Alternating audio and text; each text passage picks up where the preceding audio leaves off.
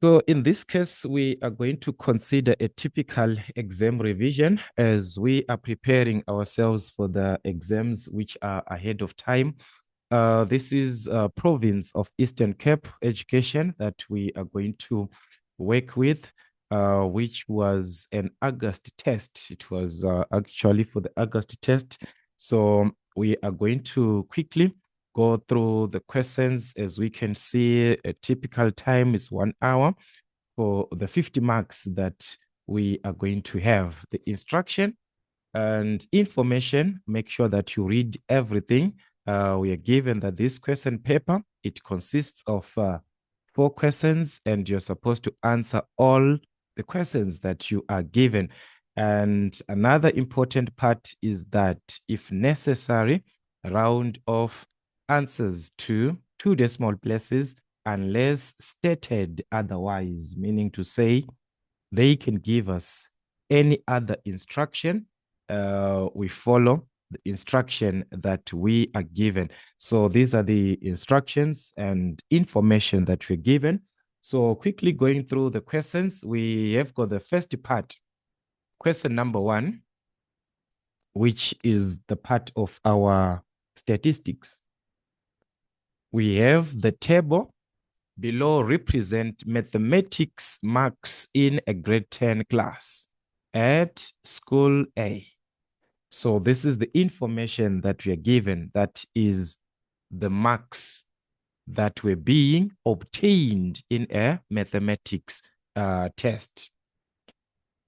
So this is the information that we are given. As we can see, the layout of this information or the data that we are given, this is of what? Ungrouped.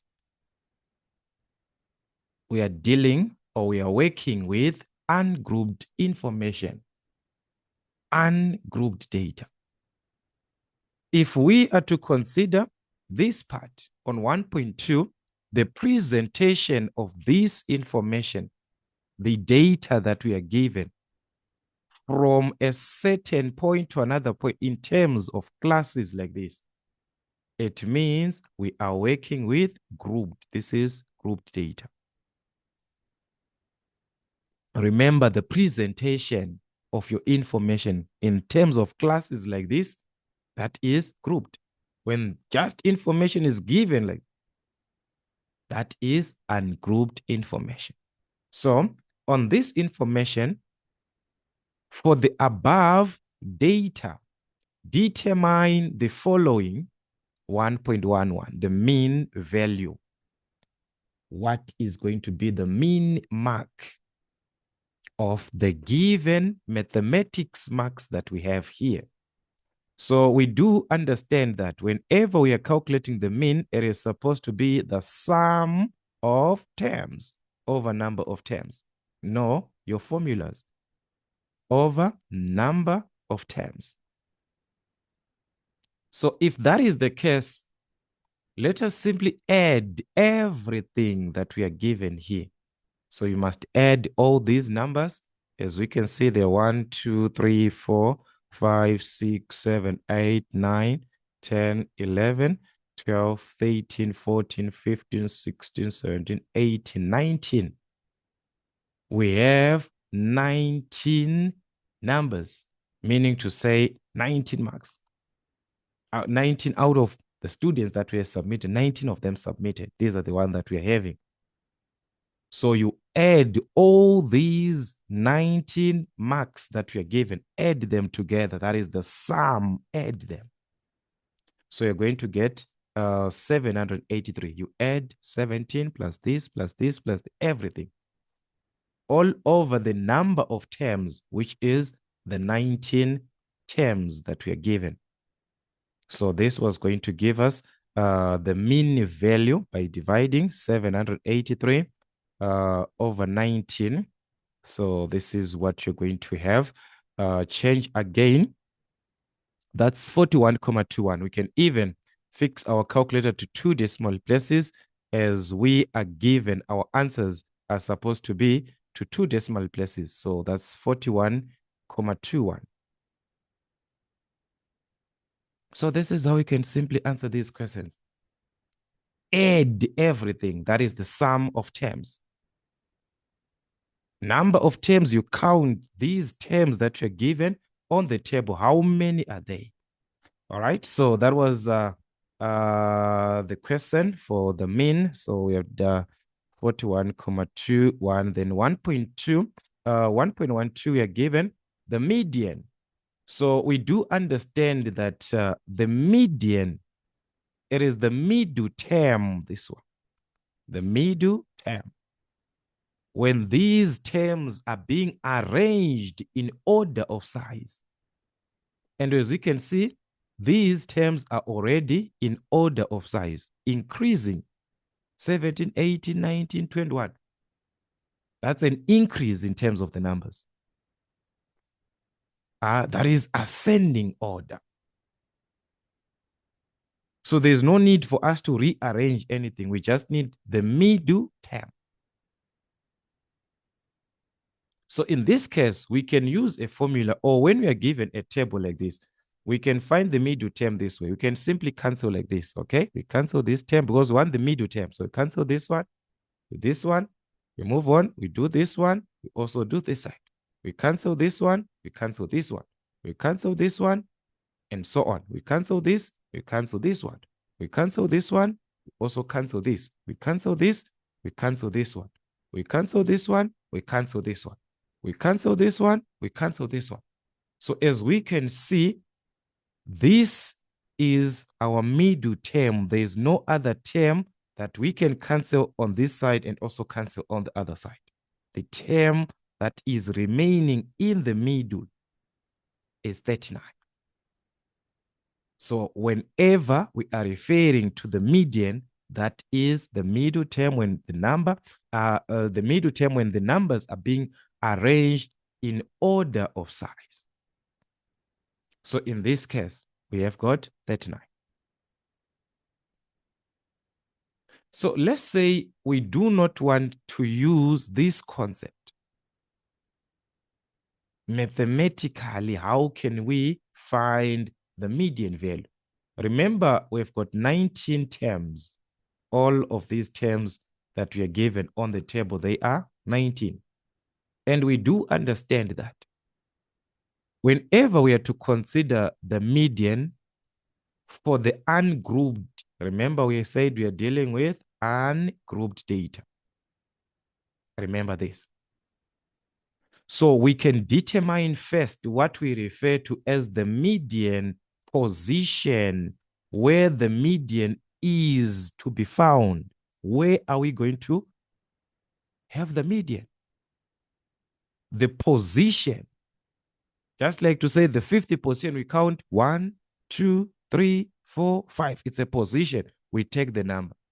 So in this case, we want the median position since we have to determine the median. So how do we determine that? That is half of n plus 1. For ungrouped information, n plus 1. Where n is the number of terms, meaning to say that is half of 19 plus 1. Half of 19 plus 1, this is 20 there. So half of 20 is going to give us 10, which is the 10th position. The median position is the 10th position. So we must count up to the 10th position. That is where we're going to have the median value. This is the position where the median is to be determined. So therefore, the median, we must count up to 10. Since it is median anyway, we can count from this side, we can count from the other side. So let us count from the left-hand side. So this is 1, 2, 3, 4, 5, 6, 7, 8, 9, 10. The 10th position. The number that we are having is what? Is 39. That is our median.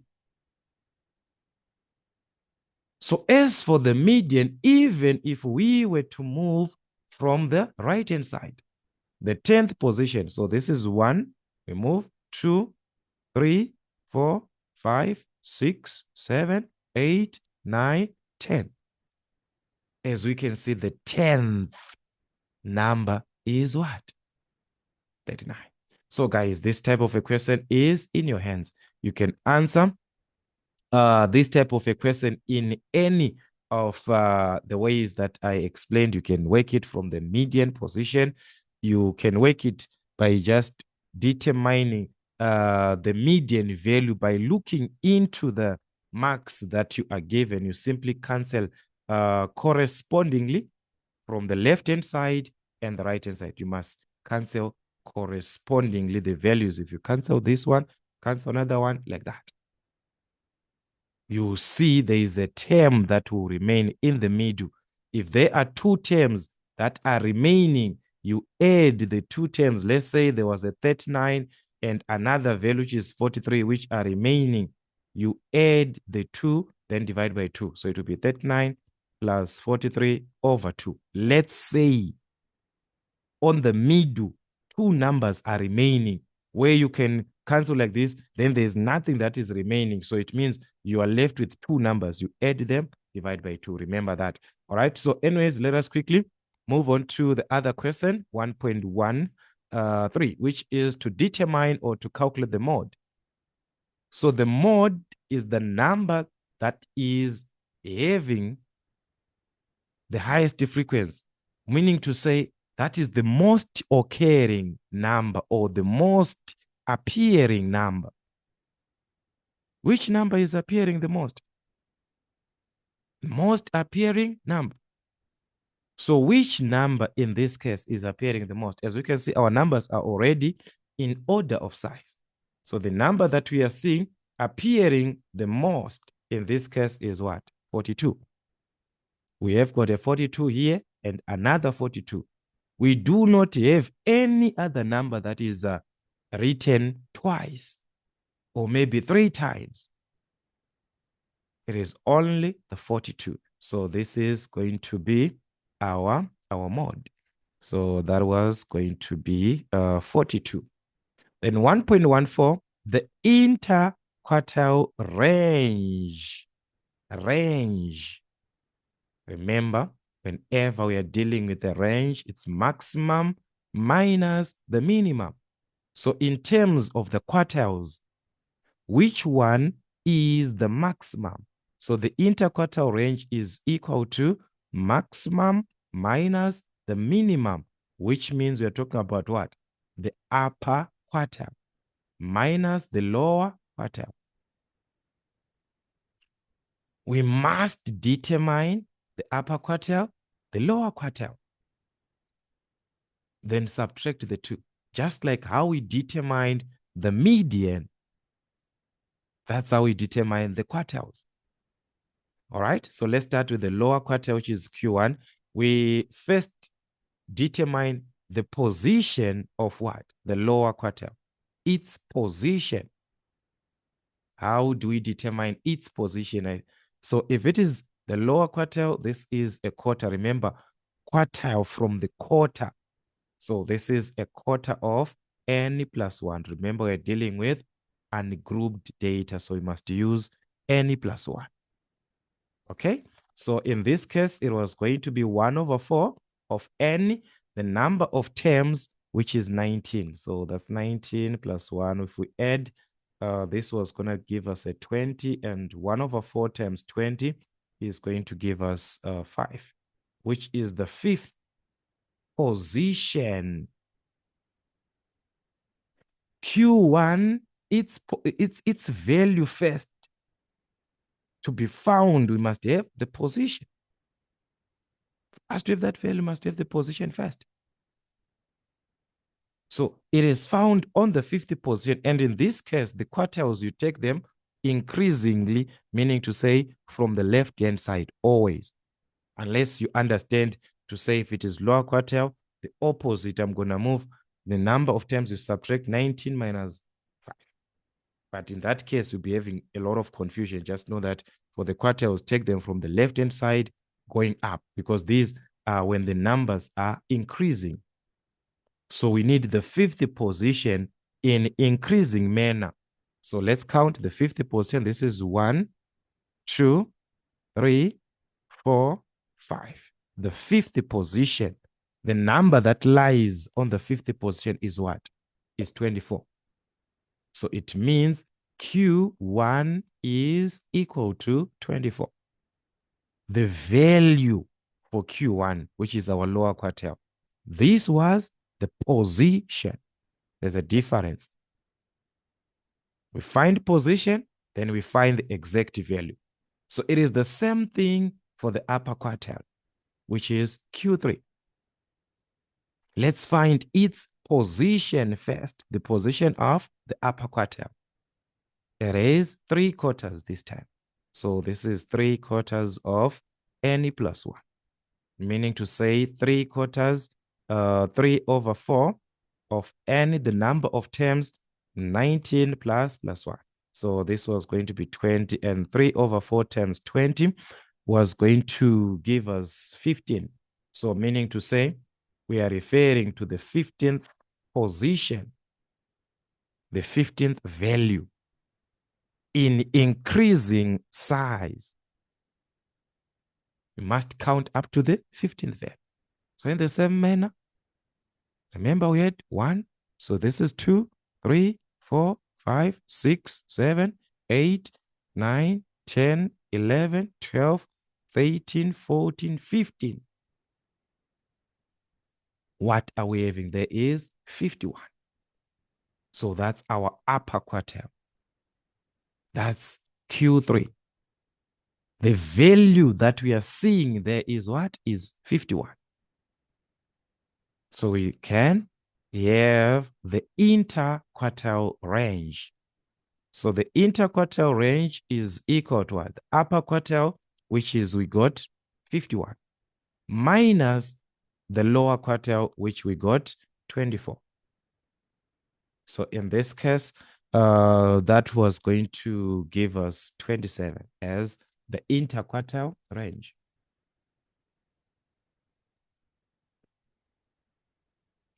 The interquartile range. So this is how these questions are given. All you just have to do is to be very careful how to attempt the questions. So from this other part, the 1.15, it was to give, take note. I want us to be very careful about this question. They are saying here, for the above data, determine the following. Take note, determine the 5 number summaries for a box and whisker block. For 4. The question is to determine the 5 number summaries, not to draw it, not to draw the box and whisker. No, determine the 5 numbers of this, for this part. Determine them, not to draw that diagram, just determine. All right. So please answer the question when you are in exam. When you're in exam room, guys, answer the questions. Don't answer what you've been taught. Answer what you've been asked on the question. So there they just want 5 number summaries. Remember, we talk of the minimum value. We start with the minimum value. From the table that we have here, the minimum value, that is this. Where are we starting from? 17. This is the minimum. So we have 17. We move on to the lower quartile, which is Q1. The lower quartile. We already determined this. We have the value for that. Q1. Remember, it is 24.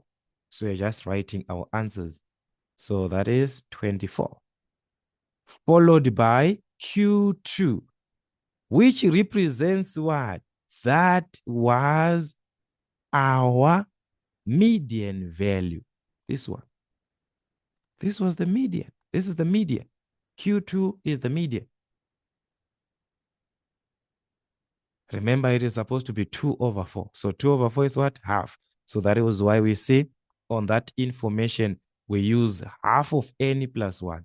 It is from the same concept of what? How we are calculating the quartiles.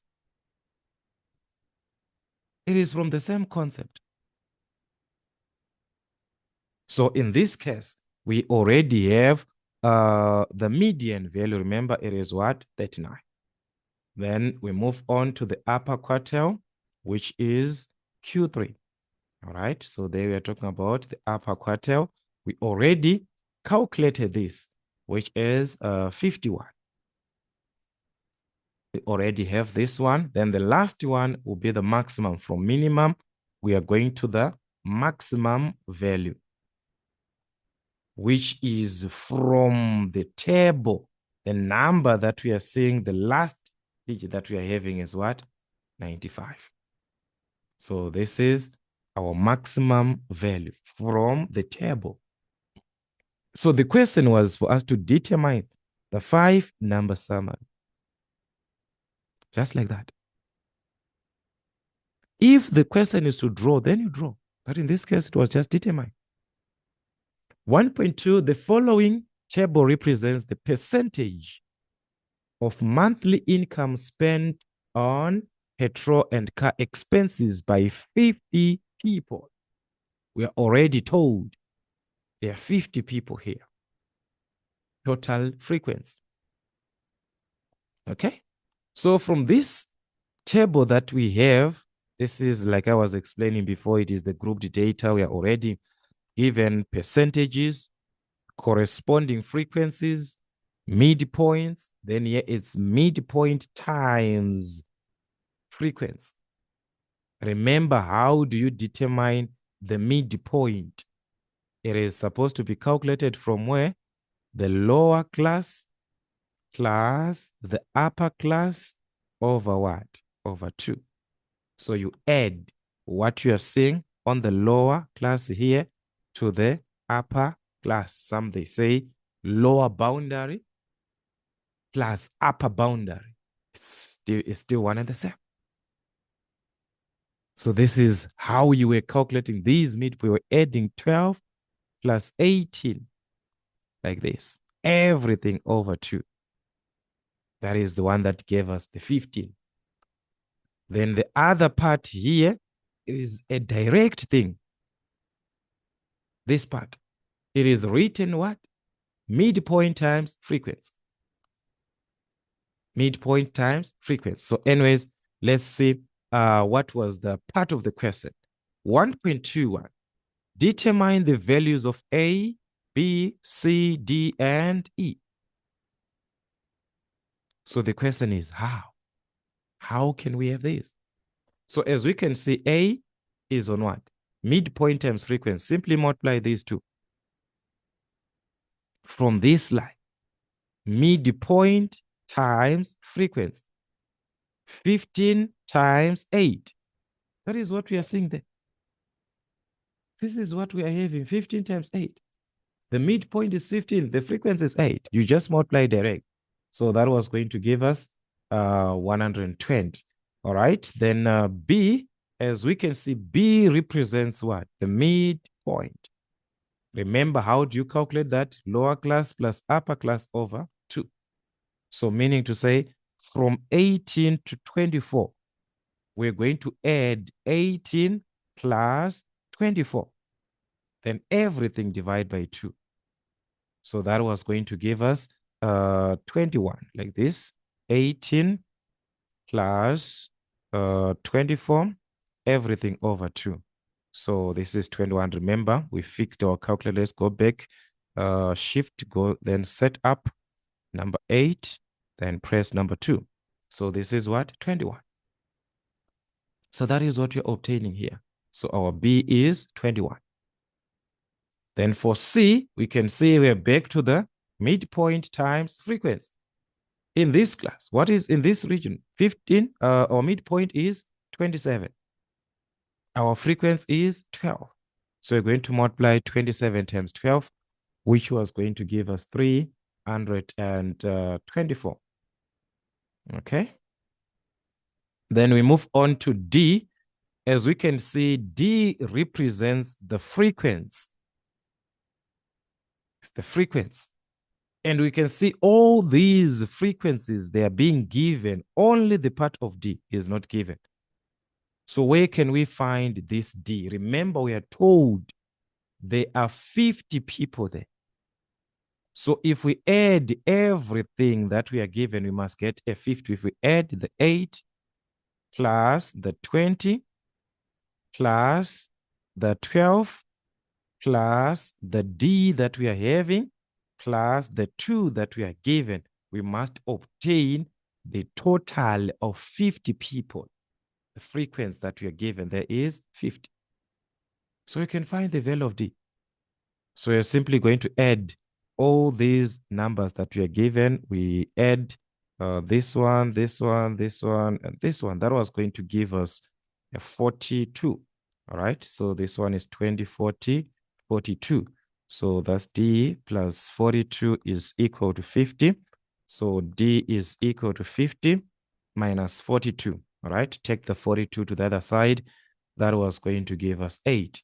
So D is equal to 8. There are so many ways that we can actually use, since we have got the product here of the midpoint and frequency, this 264. We can simply use that because we understand to obtain 264. It was as a result of taking the midpoint times the frequency. So what is the midpoint in this class? The midpoint is 33 times the frequency. What is the frequency? The frequency is D. So it means we have a simple equation that we can simply use to solve for D. Divide by what? By 33, divide by 33. So that was going to give us the value of D again.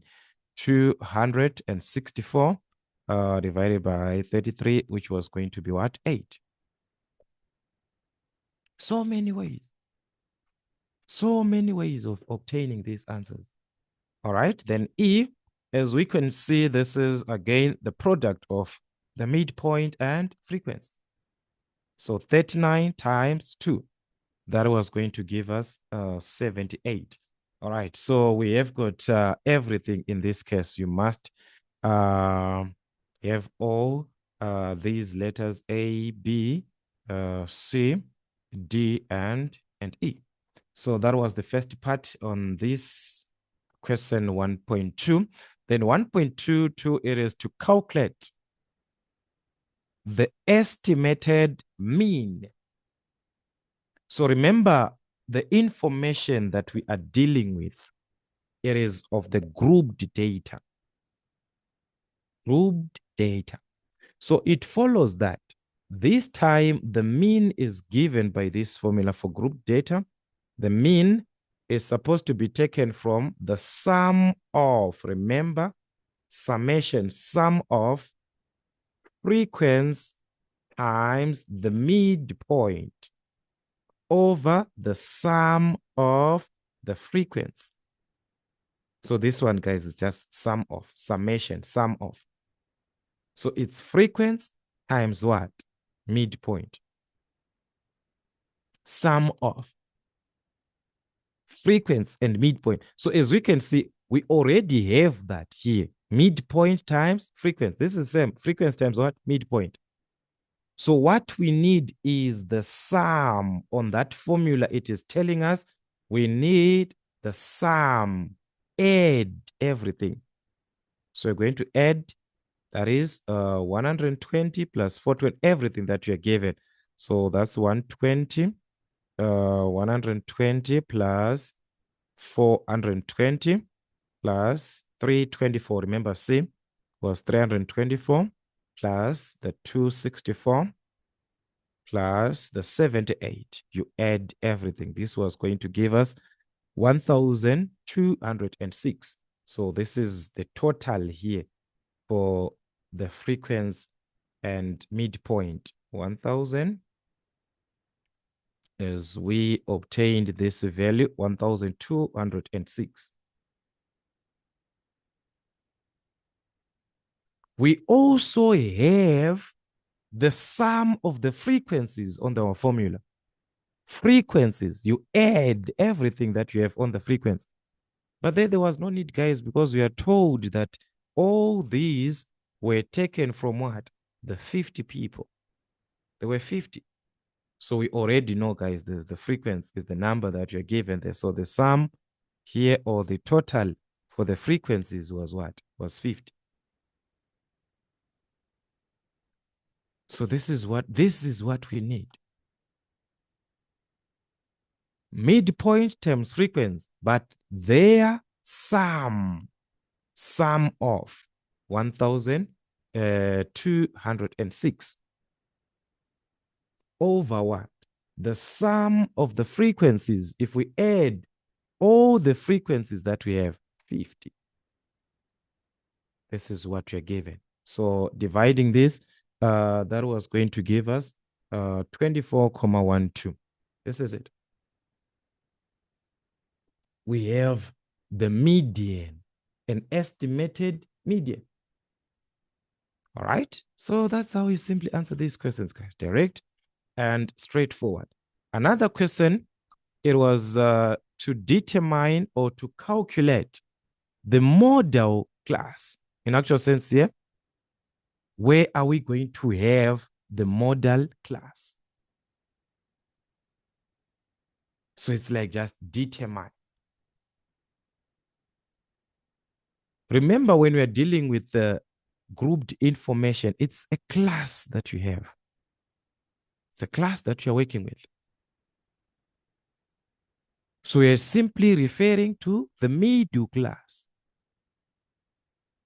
the one that we see in the middle, just like what we had when we are dealing with ungrouped information, what is found on the middle. So the question is, how are we going to determine it?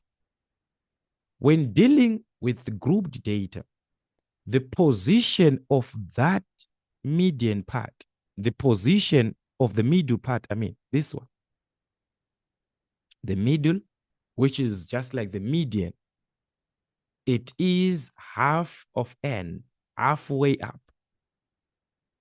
When we are dealing with grouped data, yes, we can use half of n plus 1. But when dealing with grouped data, there is no need. You can simply use half of n, the number of terms, meaning to say the position is half of n. N is the total frequency number of terms, just like that number of terms here. It is what? The total frequency, which is 50. So that is half of 50, which is 25. So the 25th position, or where are we going to have the 25th value? Where are we going to have the 25th value?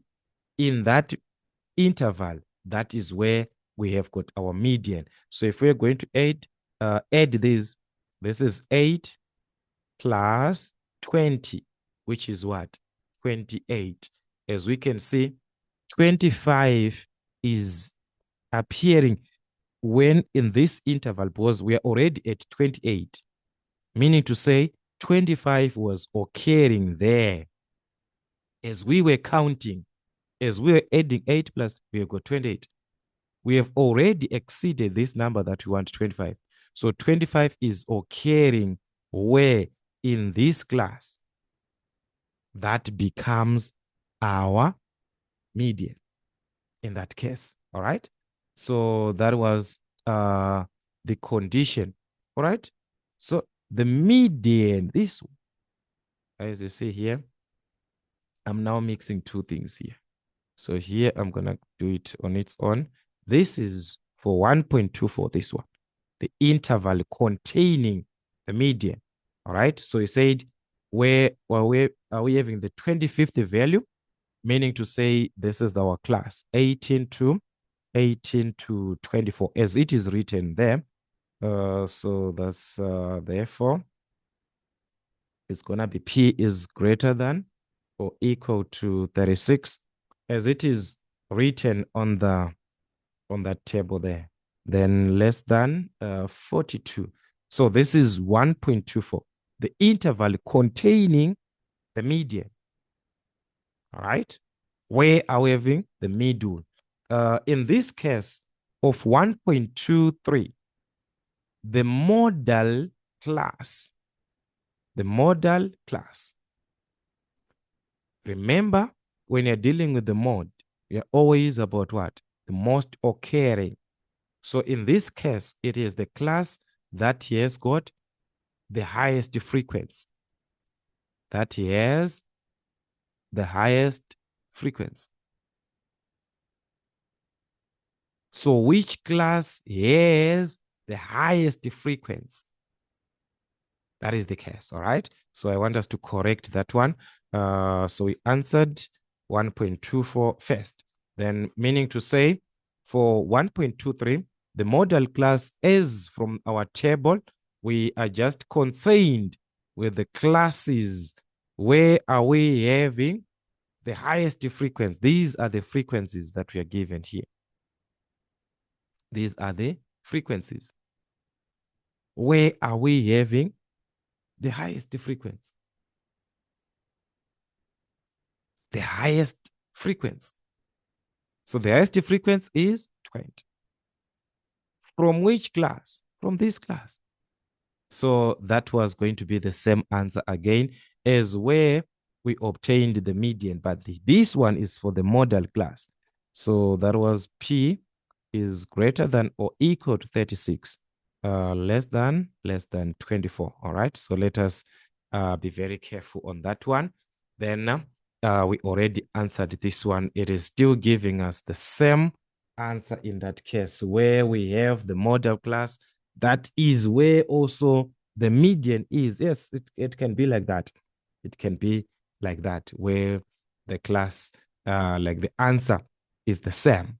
So that is how we answer these questions. Let's do revise as many questions as we can. On question number 2, we are given the equation of a hyperbolic function. F of x is equal to 2 over x plus 2. Remember, from there we can tell the shape, how it is going to be, as we are given a positive here. According to our asymptotes, the shape will be in this manner. No, those things. From the x, we have got the asymptote. From this, we've got the asymptote.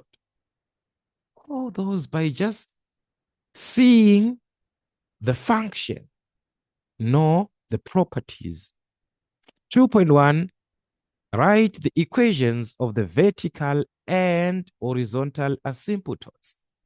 So from the x value, what are we given there? There is nothing added. If it was x plus 2, you're going to take x plus 2 and equate to 0 and find x. But there's nothing, it's just x. So it means x is equal to 0.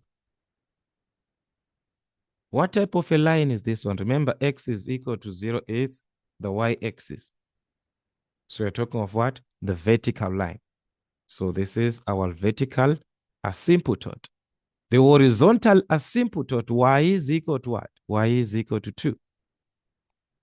The value of 2 that we are seeing that is being added to the function represents the asymptote. So that is the horizontal.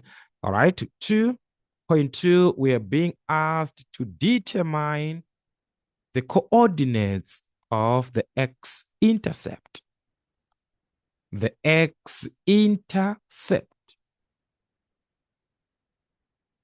All right. Where we do understand that whenever we are dealing with the x-intercept, the value of y there is a 0. For the x-intercept, we do understand that y is equal to 0. So we must solve an equation when this y is a 0, when f of x, remember y represents f of x. So f of x must be equal to 0. Why? So that's 0 is equal to, you take the right-hand side as it is, this part. So that is 2 over x plus 2. Let's solve for x. Take the 2 to the other side. That was going to be a -2. From positive, that's negative, which is equal to 2 over x. So for us to solve for x, this is same as over 1. So we can even cross multiply. That's -2 times x, which is -2x, is equal to 1 times 2, which is 2. So to find x, simply divide by -2. So that was going to give us the value of x. 2 divided by -2, which is -1. So as of the coordinates of the x-intercept, remember it's a point made of x and y. So the x value is -1. What about the y value? Remember, y is equal to 0 at the x-intercept. So that is it. We have it as a point. Make sure you understand what you're doing, guys. Then the other part, it is to sketch the graph on the set of axes. We are dealing with a hyperbola, guys. Like I said, from this information, that from the asymptote, it is supposed to be defined from the asymptotes.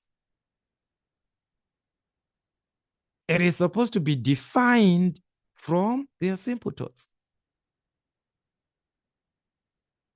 The asymptotes are supposed to define this graph. So meaning to say, as we have the y-axis and the x-axis, all right, let's say we have got our y-axis and x-axis. All right, let's say we have got something like this. All right. Let's hope it's not going to affect our graph, our presentation, this one. So this is what we have. The x and the y. So the first thing is to indicate the asymptotes. So let's just say this is where we have got a 0. This is 1, 2, 3, -1. So I'm not going to indicate a lot of things because, you know, these boards, they end up like affecting our presentation at all. But let's see. All right. So this is what we have. The asymptote that we are given, or the first part of the asymptote, remember we indicated the horizontal and vertical. X is equal to 0, which is the y-axis.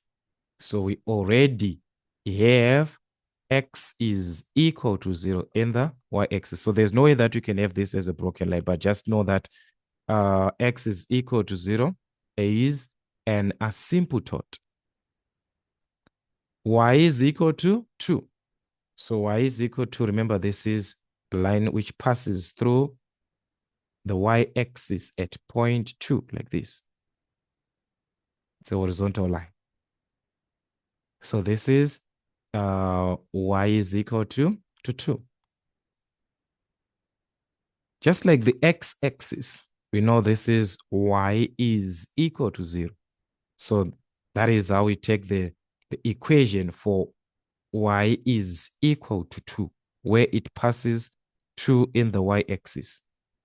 So we have the asymptotes. According to these asymptotes, the shape that we have from these two, they're being positive, it tells us that there is a piece on this side and another piece on the other side, like this, which are from the asymptotes. So governed by this, x is equal to 0 and y is equal to 2. There is an x-intercept -1, 0 here in the x-axis. So it therefore gives us the shape of this piece, this one. It gives us the shape. It's supposed to pass through this like this. It is not supposed to pass the asymptote. It is not supposed to pass this. The shape is in this quadrant, in this side, in this side. That is where the shape is. But there is an x-intercept now. So it must pass through the x-intercept at -1, 0 like this. So this is what we have. And there is another piece, but there we do not have any x-intercept or any y-intercept because the graph cannot go beyond y is equal to 2 and this x, it cannot go beyond this. It is limited in this space that is remaining here.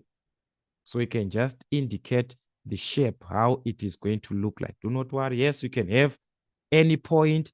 Maybe you just have any other point like when x is 2, that's 2 over. When x is 2, that's 2 plus 2. 2 into 2, that's 1. 1 plus 2, which is 3. So when x is 2, y is equal to 3. You can just indicate a point like that, 2, 3. But that is not necessary. That is not necessary.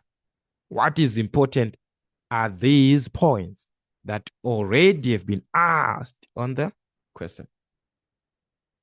This one can just be there, but it's not that important. So this is the shape that you're going to have. This is the sketch. Know your functions, each function, as you have them in your syllabus. Know each and every function, each and every function. The properties from the equation, how the equations are given, what is it that you see, that you understand from that equation by the moment you see that equation. All right. Another part, it was write down the equation of the axis of symmetry with a negative gradient. The axis of symmetry, where we have got a negative gradient. So we do understand the axis of symmetry, guys. These ones, they do pass through the intersection of these asymptotes, where x is equal to 0 and y is equal to 2. That's 0, 2. The part of what? Asymptotes. Meaning to say at this point. So there was supposed to be a line like this, another one like this. This is what it means. So I told you guys, lines that have got negative gradient, their steepness will be like this. These have got negative gradient. So it means it was going to be like this. But do not worry, guys, about, okay, it was going to be like this. Worry about the type of equation that you're going to use there.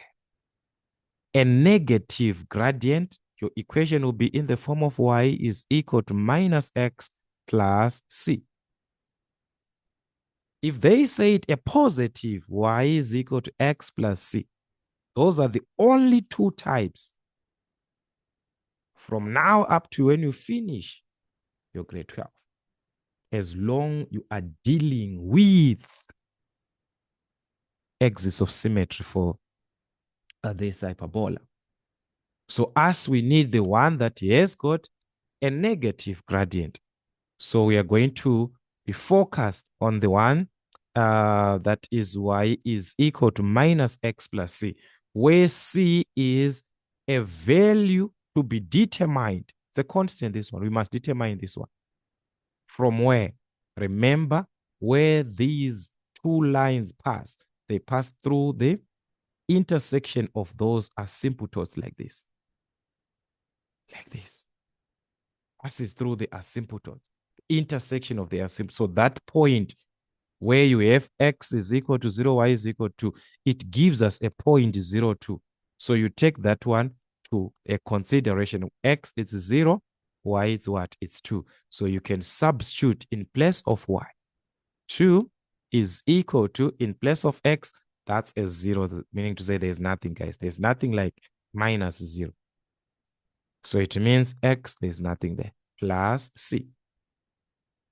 So what is the value of C? C is equal to 2. So therefore, our equation is going to be written as y is equal to minus x plus the C that we calculate. C is what? C is 2. So this will be your equation.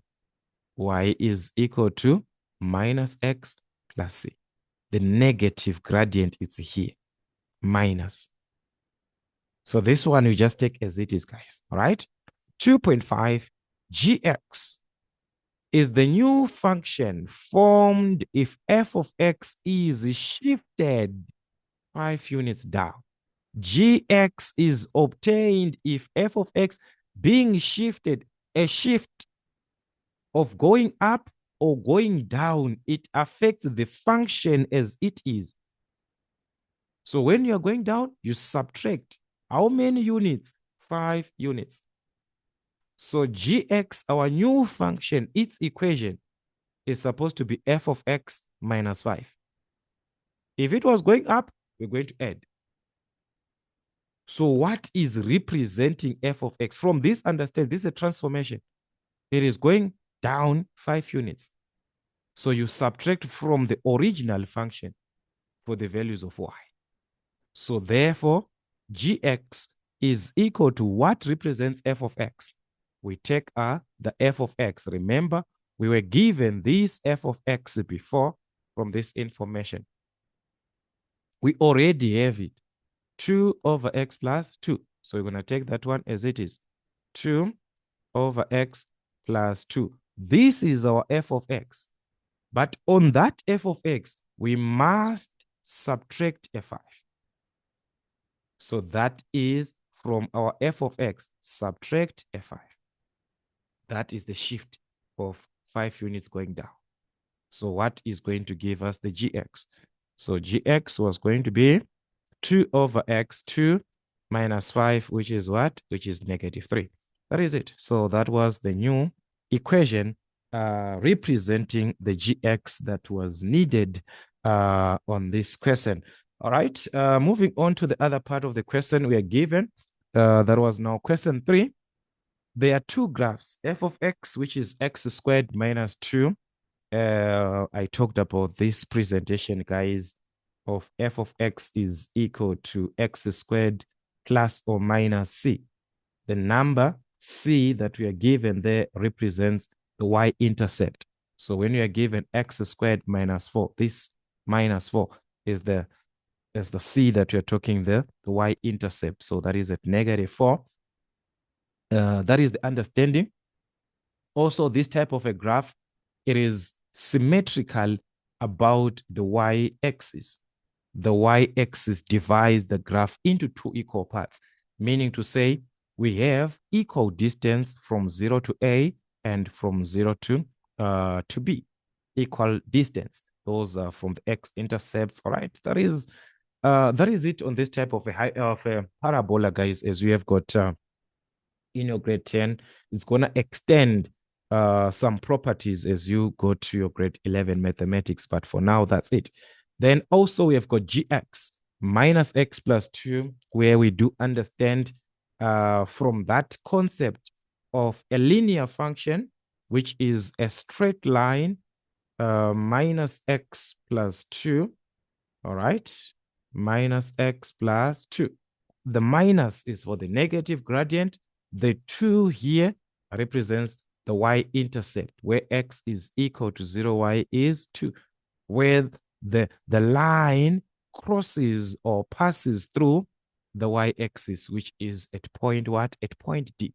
Those are some of the properties. Anyways, guys, they gave us the point K is such that KB is parallel to the y-axis. So KB and the y-axis, they are parallel, meaning to say KB is perpendicular to the x-axis, as the y-axis and x-axis are what? Are perpendicular. So therefore, KB is also perpendicular, meaning to say we are talking about the vertical distance from K to B. Then the questions 3.1, write down the coordinates of what? Of C. The coordinates of C. 1 mark for that. Because it's a direct equation, guys. If you understand the properties of the function that you are dealing with. Already I stated that here.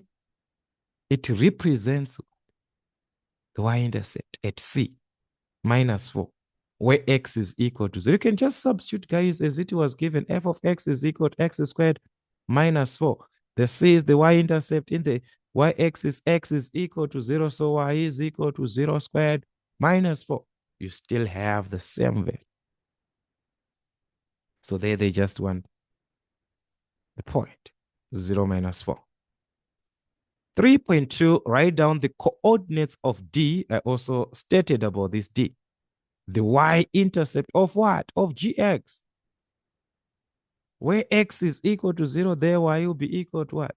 Y will be equal to 2. That's the y-intercept there, the D. So we already have that one. That's 0, 2. Okay. Determine the coordinates of A and B. A and B. The x-intercepts of what? F of x. From f of x, we need the x-intercepts. Okay? These are the x-intercepts.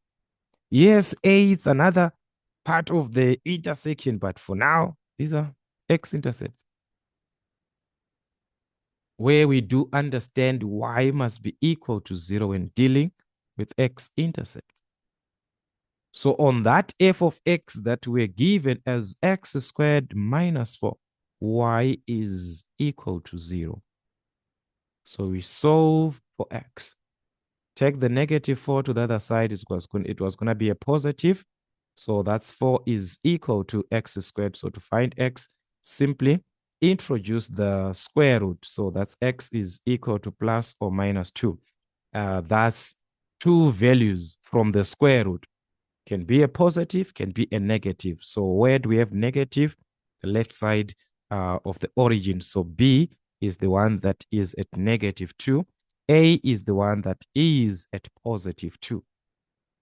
So remember, we talk about in the x-axis where y is equal to 0. So we can write as point A, it's what? 2, 0. So the point A is 2, 0. And the point B is the one that is at what? -2. That's -2, 0. Just like that. Okay. The other question on 3.4, determine the coordinates of what? Of E. The point of intersection of F and G. Point of intersection. Remember, when you're dealing with the point of intersection, we say the two functions will be equal. F will be equal to G. At the point of intersection, the two functions are equal. So to find that point E that we are having here, its coordinates, which is the same as the point of A. This is from F and G intersection. They do intersect at A and at what? At E. We simply equate the two functions, the f of x and the gx. They'll be equal. So what is f of x? X squared -4 must be equal to the gx, which is -x plus 2. Then solve. It's an equation, guys. We're back to your normal equations. A quadratic equation per se. The highest exponent is 2. So let's solve this equation. X squared, take the -x to the other side. It was going to be positive x. The 2 to the other side was going to be negative. There's already a -4. So take the 2 there. So it's going to be -2. -4 minus 2, that is -6. And that's equal to 0. Remember, we are dealing with a quadratic equation. One of the given sides must be equal to 0 from our format ax squared plus bx plus c is equal to 0. We can solve using any way. Factorization, it is in your hands. As we can see, the coefficient of x squared is 1. So as for me, I'm just going to use factorization method. Since the coefficient of x squared is 1, I'm just going to have x and another x here. Then I focus on what? On the constant -6. So I'm going to need products or two terms that I do multiply to get -6. But as I add, I must obtain a positive one on this 1x. So there are so many factors, guys. -6 and 1, 6 and -1, -3 and 2, 3 and -2. All these, when you multiply, we get a -6. But there is only one part. When we add, we are going to get a positive one. It is on 3 and -2. If we add these, we are going to get a positive one. So those are the numbers that we want, 3 and -2. So that's it. We can solve our equation. There will be two answers there from the given brackets. As we do understand the zero product, one of these brackets must be equal to 0.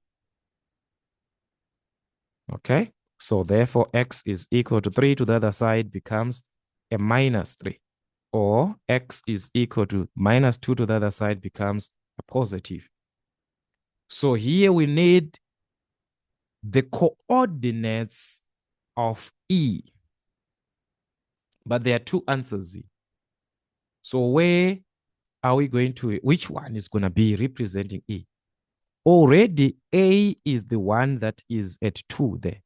A we calculated, remember A was what? 2, 0. It's another intercept. So that is the one that is at 2 here. X is equal to 2. This is at point A.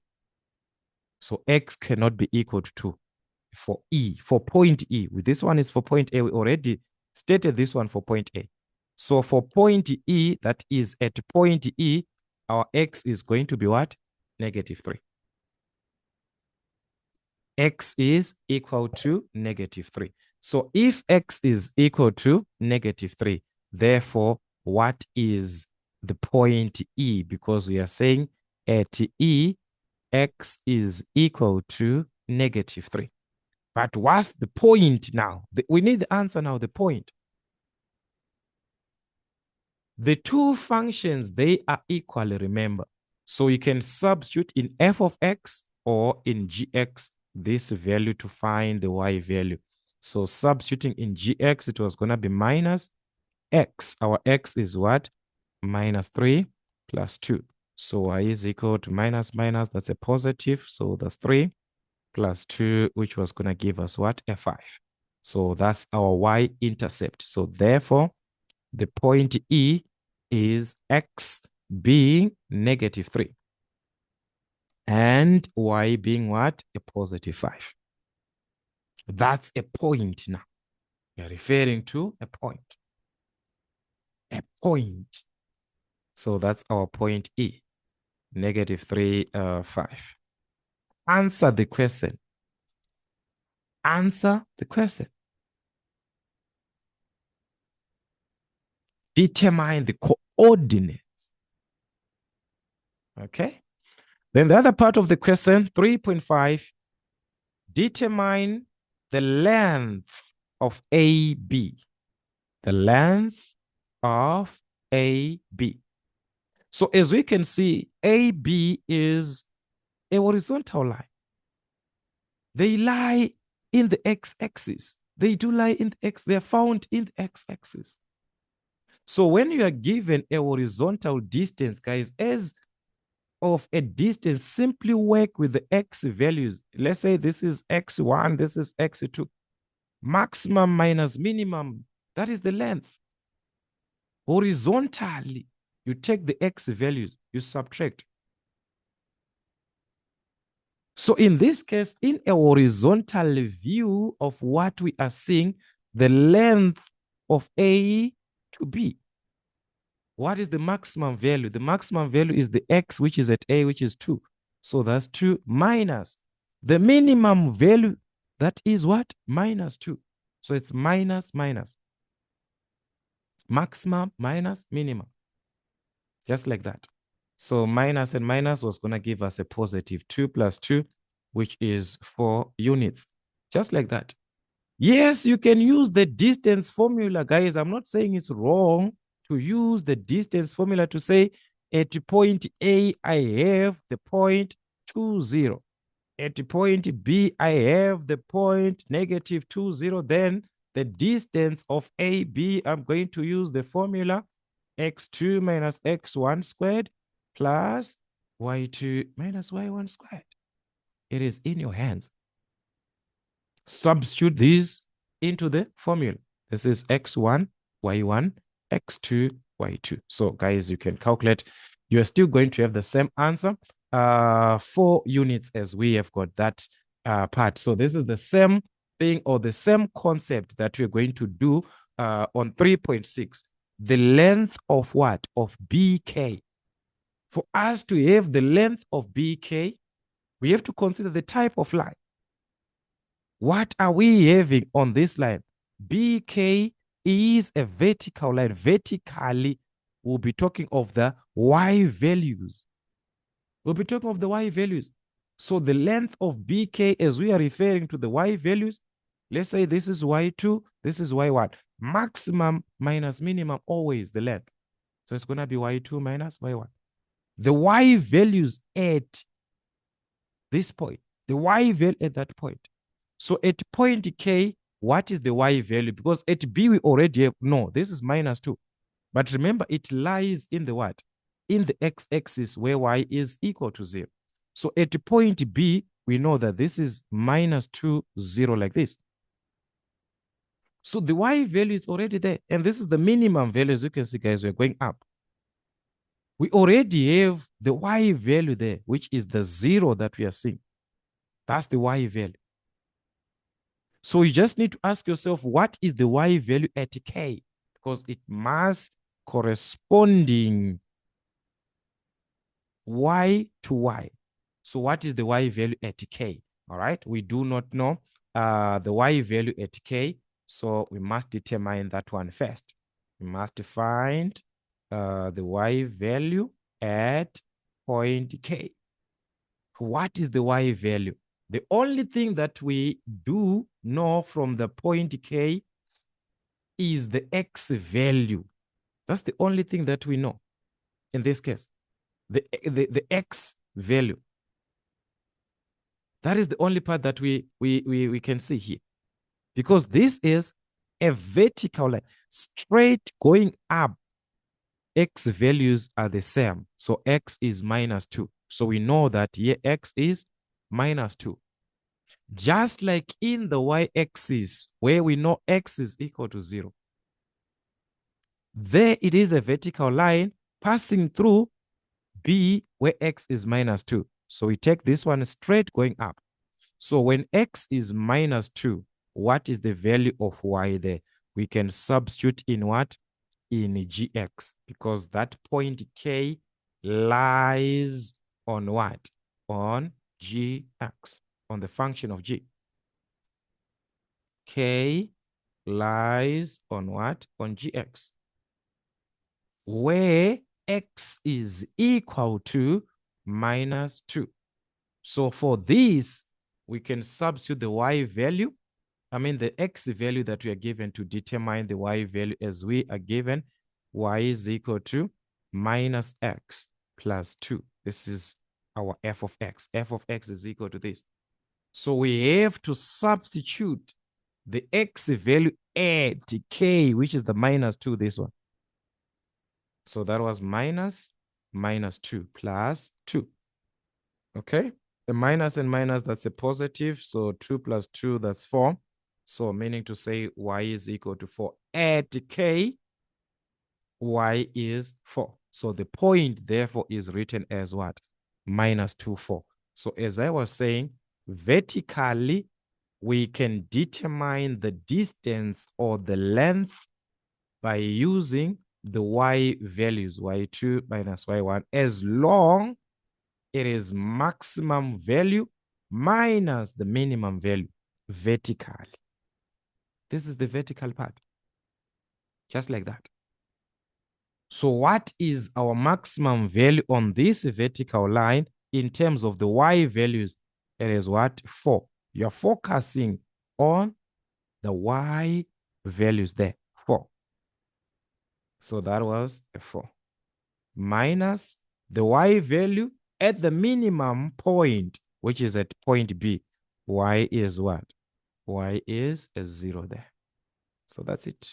So 4 minus 0, that's 4, which makes it to be 4 units. So we had the same length, the length BK and the length of AB. As we can see, we are obtaining same answers, which is 4 units. All right, 3.7, for which values of what? Of x is 3.71, f of x greater than 0. Where do we have f of x greater than 0? Which conditions are we considering for the values of x where f of x is above 0? Compared to where? To 0. Compared to the x-axis. Above, that is on top of the x, above, on top of the x-axis. But there we are referring, or we are focused on what? On f of x. So this is our f of x, guys, our function of f of x. Where is it above the x-axis? We are talking about this region and this region. So we are comparing them from the point B where it is at the x-axis there, where x is minus 2. But these values which are on the left-hand side compared to the x value which is at B there, which is minus 2. These values going to the left-hand side, they are smaller than minus 2. We're talking about minus 3, minus 4, minus 5, minus 6. These values, they are less than minus 2. So we are saying x is less than minus 2, or x from this other side at point A from 2. Going to the right-hand side, these values will be bigger than 2. As we're talking about 3, 4, 5, 6, 7. They are more than 2. They are bigger than 2. So x will be greater than 2. All right. So that is the possible outcomes that we can have, and where gx is less than 0 on 3.72. Let's see. On 3.72, they need conditions where gx is less than a 0. Which conditions are these? Comparing the gx. This is our gx. This is our gx. The line. Where is it less than 0 compared to the x-axis? You compare it to the x-axis. That's where y is equal to 0.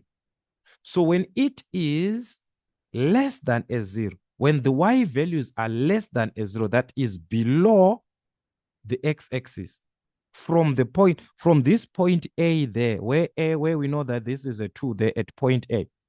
From that point, as we can see, as the x values will be increasing 2, 3, 4, 5, 6, the y values will be going down less than a 0. For all these values of x that are bigger than 2. For all these values that are bigger than 2. So these are the conditions on how to answer these questions. All you just need is to be very careful. Understand the question. Do not rush. Understand, read, if it is possible, that question, and go back to the diagram. Make an understanding out of the diagram that you're given. On question number 4, we are given, in a soccer tournament, a player kicked the ball from a distance of 11 meters from the goalpost, 4 meters high. Heck not. The goal post, this one. This is part of our goal post. which is 4 meters high. In order to score a goal for his team, we have got something that we must put into consideration. The goalpost, 4 meters high in terms of the length. Determine from this one, we have got the shortest distance traveled by the ball is in the straight line. And from there, this is by the angle theta. And what we need is to calculate the largest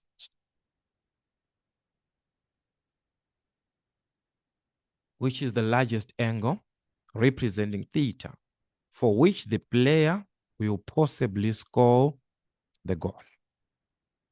In order for the player to score, the angle must be from here. This is the ball at 0 degrees, straight like that. Going up, 1, 2, 3, and so on, up to this angle, which is the maximum angle, the biggest or the largest angle possible to score in within this goalpost. So the question was to find theta, the largest possible angle. Whether it is a ball that they are using, whether it is what. The question is, what are we having here? It is a right angle triangle. How do I find theta? Forget about this, a tournament. This is what? Answer the question. According to theta, this is the opposite. According to theta, we have the adjacent. Theta and 90 degrees are adjacent to each other. What we are given from our trigonometrical ratios can be used to find theta, where there is opposite and adjacent at the same time. Remember our soccer tour, where there is opposite and adjacent at the same time from the ratio of a tan. So it follows that the tan of angle theta is equal to the opposite over the adjacent. So filling in this information, the tan of theta is equal to the opposite, which is 4, over the adjacent, which is 11. So this is our ratio for a tan. What about the angle theta? Theta can be calculated as arctan. So this is arctan of 4 over 11 as it is there. On your calculator, that's shift tan, all right, 4 over 11.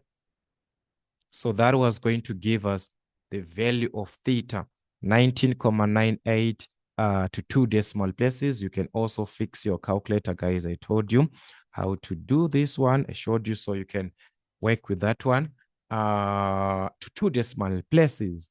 All right, that was the maximum or the largest possible angle.